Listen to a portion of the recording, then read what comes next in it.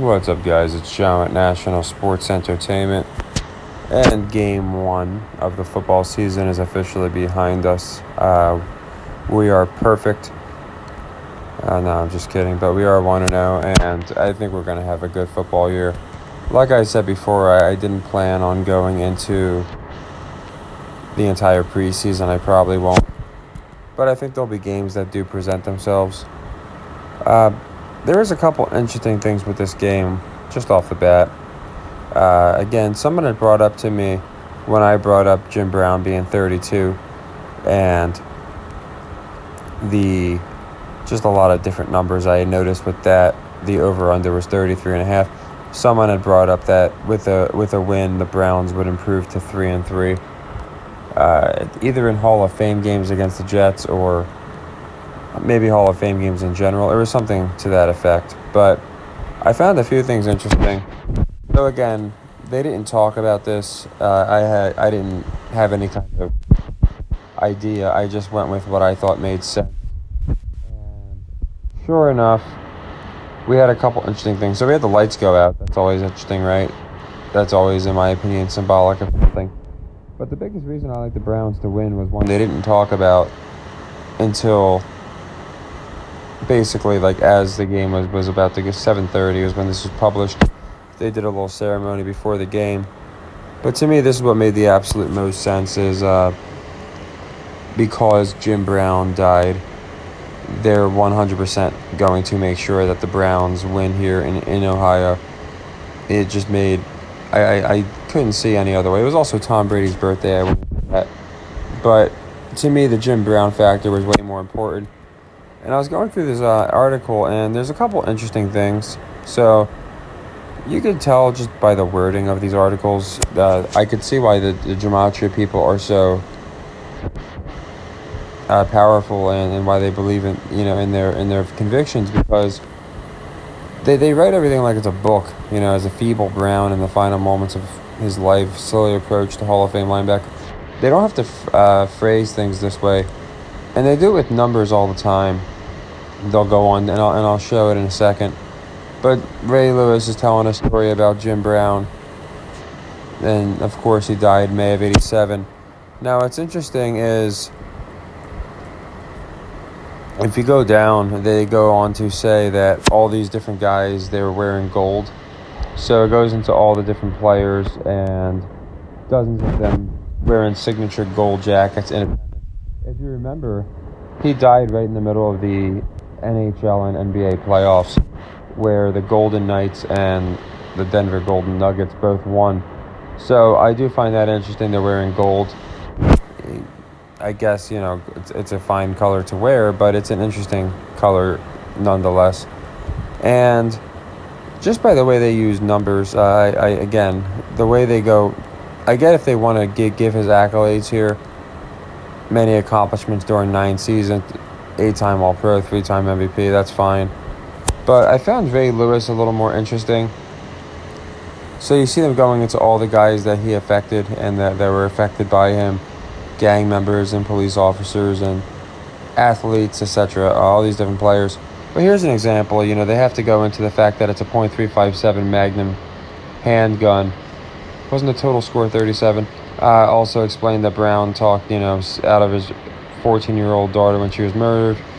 And they just really seem to go out of their way to get as many numbers in here as possible. And I do believe it's because of gematria and things of that nature. The 91-year-old sports entertainment maven was practicing law. I think if you read these articles, you'll start to see that it's almost like they're trying to write in code or something of that effect. Now, here's what I found very, very interesting.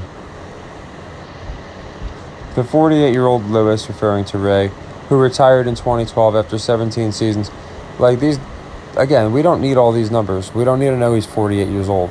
I'm pretty sure most people know when he retired. But anyway, he goes off, I guess, like a fiery preacher about Jim Brown. And then it goes into Lewis, who lost his son due to an accidental drug overdose at the age of 28. He wishes his son and Brown could have one more conversation. and then he goes on to pay him a lot of flowers.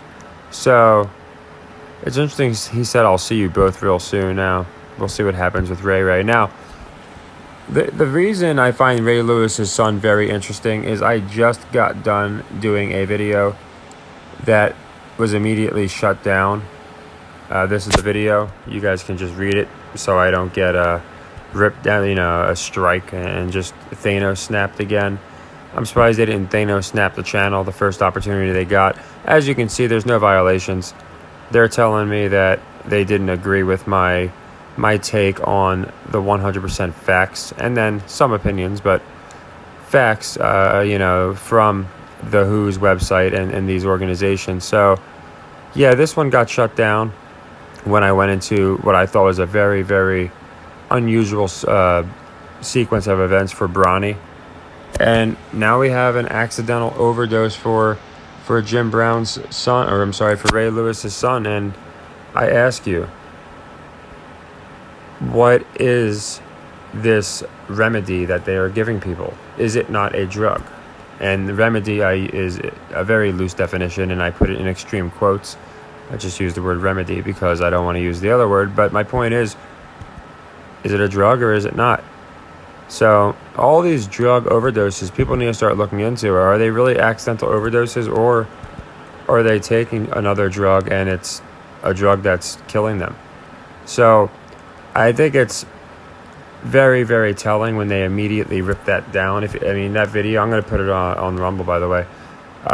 It again went into nothing but factual events and a few opinions. I just showed him playing the damn piano, and I thought he played the piano like shit, and it was something that was unusual. But it was that and just some weird comms that I noticed. And then I went into, again, the 100% factual numbers from the VAERS website. So interesting and telling and revealing that they shut that down. But we're just going to keep trudging forward. So, yeah, we started off good. Browns, I think it stood to reason. And now we need to look at, does this mean that the Browns are going to, not because they won, but because of Jim Brown, are they going to have a good year? Was it a sacrifice? When you're that old, like Bill Russell, I understand not every single one is going to be some type of deeper meaning. But the way they've treated it has been very interesting, to say the least. And again, I found it interesting they're all wearing gold, and then, when he died, was the two golden teams won.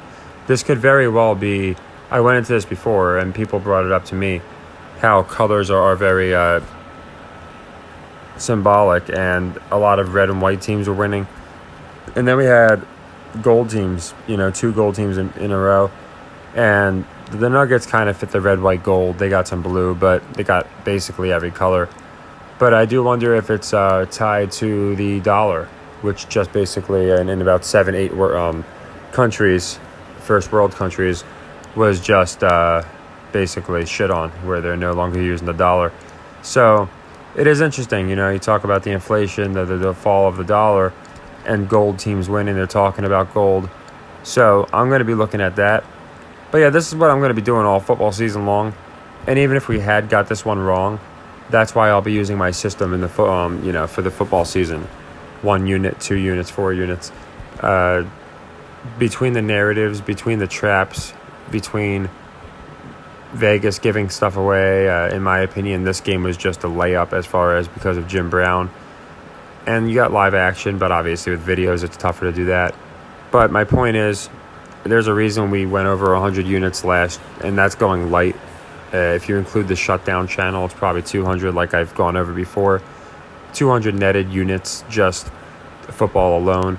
And it's just smart money management, discipline, and picking games like this. So obviously the players, they're gonna flex some of the players, Felton Jr., Watkins Jr., Wilson. They were saying how he did pretty good. There was a couple good defensive players, so it'll be interesting. But I'm seeing a lot of 83s and 38s too. This game was played on 8-3, 83% was the capacity. and 8 o'clock. So I always find that kind of stuff interesting too. I find a lot of that in live time. It's Tom Brady's birthday on 8/3. So there's a lot of stuff that seems to line up in my opinion. But yeah, nothing crazy. Just wanted to do a recap and kind of go into, get people excited because we are getting very close to football season and as far as the regular season. And we're going to be playing a lot of games. And like I said, it'll be no different than before. We're just going to hit the what I believe to be traps, things of that nature. And I'm already seeing a couple. If you look at the playoffs, I think I'm seeing a couple. The Lions, for example, Lions-Vikings. I don't see why the Vikings, even with losing Dalvin Cook, they still have a good team. They have good receivers. They got Cousins still. And the Lions haven't added that much to their team. So I really don't understand why they're a favorite over the Vikings to win the division. But stuff like that is what's going to make it, in my opinion, just so much more easy for us to make these picks. Because they really do script them like a WWE match. I don't think it's a coincidence, just the way they script these games. It's pretty ridiculous. And I noticed it last year, and that's why we did so good. So yeah, let me know if there's a specific thing you want me to go into. There's just more preseason games. And, I can go into the World Cup people wanted me to go into. I can say I'm liking the United States for one reason. Their colors are very similar to the Nuggets, and the Rapinoe is number 15. So is Mahomes, and so is Jokic, who both won. Obviously, she's not like the star she once was, but she's considered the MVP of the team. Also interesting is while her hair is purple, it's also like a silverish hue sometimes. So she's got like silver hair. So again, we got some silver and gold. So I find it all interesting. But as far as football, yeah, I'll be going into the season, and I'll be covering all the games like this one. This is the kind of way I go into the games, but I'll be going into more detail because in the regular season, we're gonna have a lot more stakes, and they're gonna give us a little more to work with. So yeah, thank you everybody that's been riding with the channel. I wanted to always thank you guys because first one got shut down. I know it sounds like a joke. It was on Christmas. We had like 996 people who decided to subscribe.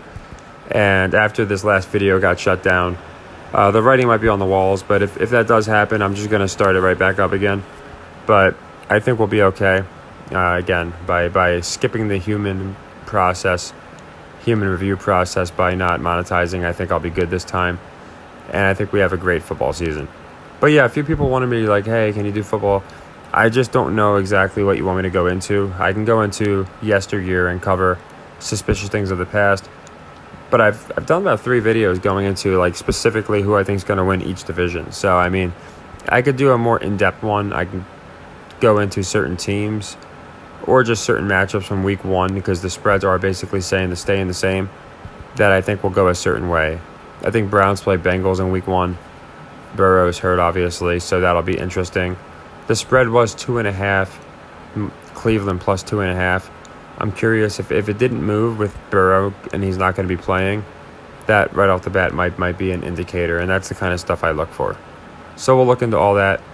And again, thank you guys all again, and we're going to have a great football season. So take care and happy earnings.